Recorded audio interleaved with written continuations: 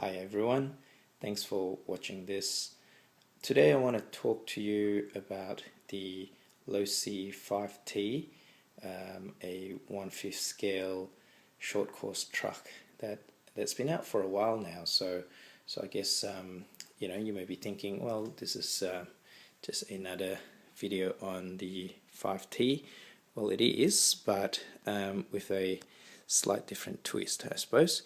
Here's mine sitting on the cheap IKEA stool that I bought specifically so that I could work on this car because I don't have a stand.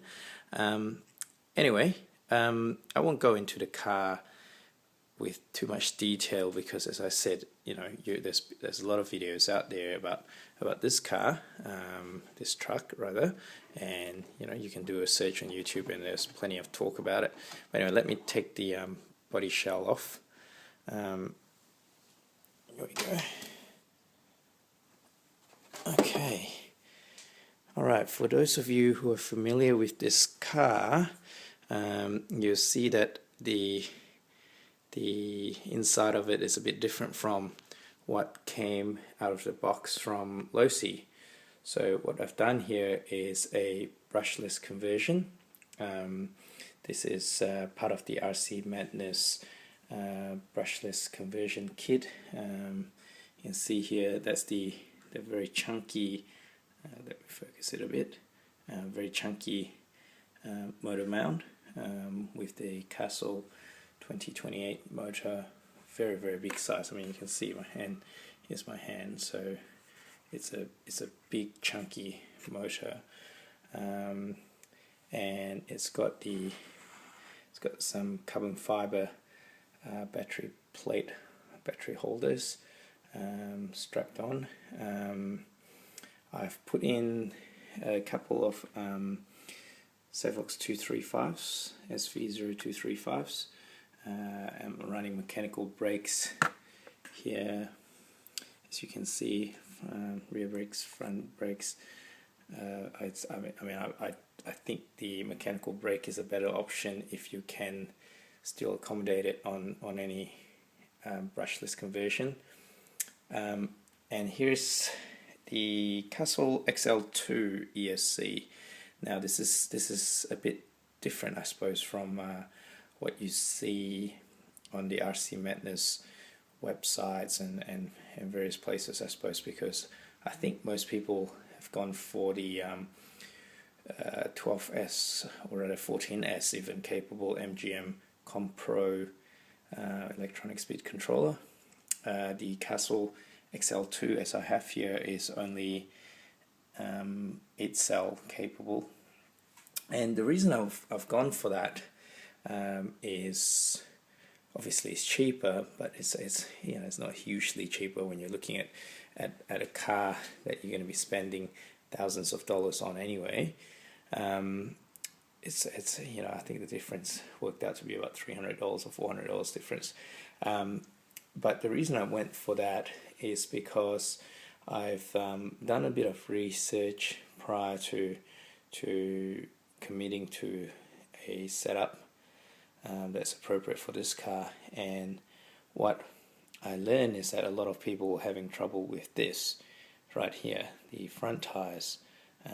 They were coming off the rims, which I guess you can rectify by changing the diff oil, the center diff oil, the viscosity of it, the thickness of it.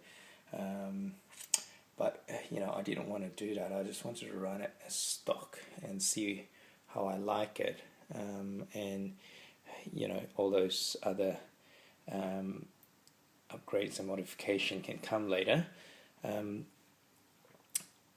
I've only ran this on the road a couple of times, nothing off-road yet at the moment, and running on these 4S batteries from Turnigy. It's a 40C, I think 5000 milliamp ones, which has been rewrapped. The car, let me just make this very clear. the car, the truck in this setup is just savage. It's just amazing. I mean, it just overwhelms the senses. Yeah, I've got Baja 5SC, which has been converted with the same motor and ESC combination, running 8-cell. I've got RC8s. I've got various other 8-scale brushless trucks. With all sorts of different tech and castle and whatever else set up out there, which obviously they're very fast cars, but they don't how do I put this? They don't wake you up the way that this does, because it's just brutal. The noise, I can't really hear. Oh yeah, you can sort of hear it a bit. I'm trying to move the wheels together a bit hard, but it's just the noise of the metal gears, the mechanical brakes, everything about it, and it's loud and it's fast, for something of its size. It's I haven't done any measurement in terms of speed, so I don't really know how fast it is, but it's probably no faster than some of my 8-scale buggies and truggies, but it just felt quick because of the size of the car, and just the sensation of seeing it take off. Very, very, very nice feeling, actually. I liked it. I really enjoyed it from the couple of times that I've used it so far. Compared to the Baja, this is a whole different level. The Baja struggles with traction. I mean, once you convert it to brushless, struggles with traction. The build of the Baja, well, I mean, I built it myself, but in terms of the parts that it comes with and everything else is just not at the same level as the Losi. I mean, the Losi, look at this, just the size of this shock is just big and chunky, and everything about it. It's just very well made. There's little play in all your parts. With the Baja, you have to shim a lot of things. With this one, it's just, I wouldn't say it's perfect out of the box, but geez, it's very near perfect. And so far, I really like this thing. Contemplating buying a second one and keeping it as a petrol-powered vehicle, and maybe upgrading it to a bigger engine to give it a bit more oomph. But otherwise, fantastic radio control car. If your budget allows for it, I would highly recommend this.